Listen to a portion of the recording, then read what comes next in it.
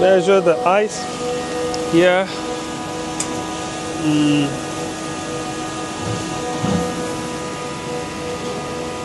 This one,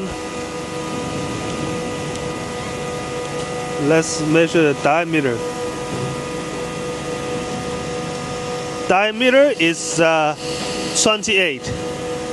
Okay, it's a 28. Okay, and the length,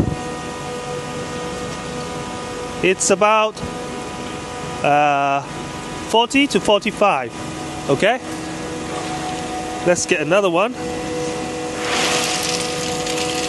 Check, this one's 28. Okay,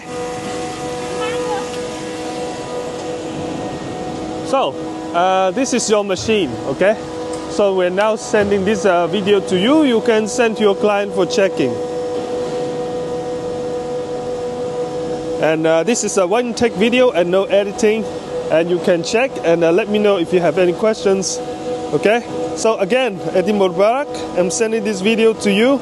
You check and let me know, and then we will start arranging shipping very soon. Okay.